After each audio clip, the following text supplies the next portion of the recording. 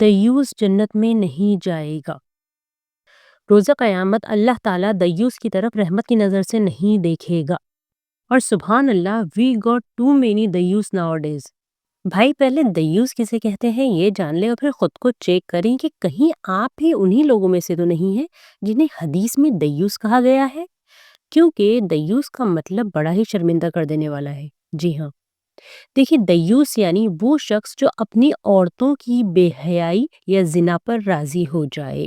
یعنی دیوس ایسے شخص کو کہا جاتا ہے جو اپنی محرم خواتین مثلاً بیوی، بہن، بیٹی کی بے حیائی پر غیرت نہ کھائے اور انہیں اس سے نہ روکے۔ وہ یہ برداشت کرتا ہے کہ ان کی عورتیں بے حجاب گھر سے نکلتی ہیں یا اپنی زینت یعنی خوبصورتی نامحرم مردوں کے سامنے ظاہر کرتی ہیں۔ وہ اپنی عورتوں کو نامحرم مردوں کے سامنے ایسے لے جاتا ہے کہ ان کی سیکشول ڈیزائرز بڑھ سکیں۔ اللہ اکبر۔ باقی اگزامپل سائٹ کر دیتے ہیں۔ فی الحال ہم ایک سمپل سی شادی کی مثال لے لیتے ہیں۔ اسپیشلی شادی کے فنکشن کی بات کریں تو بھائیوں کی، والد کی، شوہر کی غیرت نہ جانے کہاں غائب ہو جاتی ہے جب ان کی بہنیں، ان کی بیٹیاں، ان کی بہویں، ان کی بیویاں نامحرم کے سامنے سج دھج کر نکلتی ہیں اور غیر محرم انہیں غور سے دیکھتے ہیں۔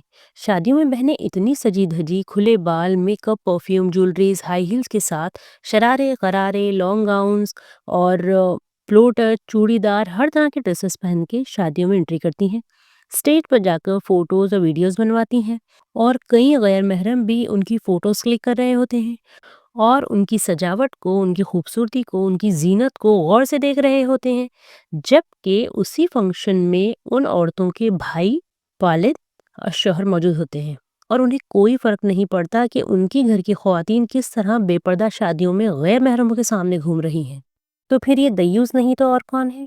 یعنی کوئی غیرت ہی فیل نہیں ہوتی ہے انہیں۔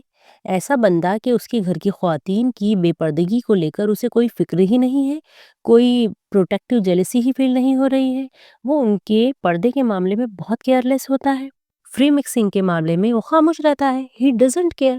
یعنی یہ ہے دیوس کے اعمال۔ پہلا تو اپنے گھر کی عورتوں کو بے حجابی کی اجازت دینا، دوسرا انہیں غیر مردوں کے ساتھ فری مکسنگ کرنے دینا، تھرڈ اپنی عورتوں کی زینت یعنی بیوٹی کا دکھاوا کرنا، اس کے بعد بے حیائی اور فحاشی کو اپنے گھر میں برداشت کرنا۔ اب دیکھیے دیوس کی سزا کے بارے میں سن لیجیے۔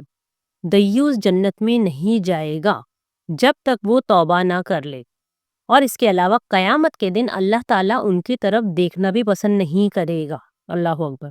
دیکھیے، شوہر، والد، بھائی اور بیٹا اپنے گھر کی عورتوں کے لیے ایک مضبوط اور ذمہ داری کا احساس رکھیں، کیونکہ قرآن میں انہیں پروٹیکٹر کہا گیا ہے۔ دیکھیے، مردوں کا فرض بنتا ہے کہ وہ اپنے گھر کے لوگوں کو، خاص کر خواتین کو، شرعی حدود اور حیا کا پابند بنائے اور بے حیائی کو ذرا بھی برداشت نہ کریں، ورنہ پھر ایسے مرد جنہیں دیوس کہا گیا ہے وہ جنت میں نہیں جائیں گے۔ اس لیے بھائیوں کو چاہیے کہ وہ فوراً توبہ کر لیں اور اپنے گھر کی خواتین کے پردے کا بہت زیادہ خیال رکھیں اور خاص کر فنکشن وغیرہ میں انہیں زیادہ پردے کی پابندی کروائیں۔ جزاک اللہ خیراً کثیرہ۔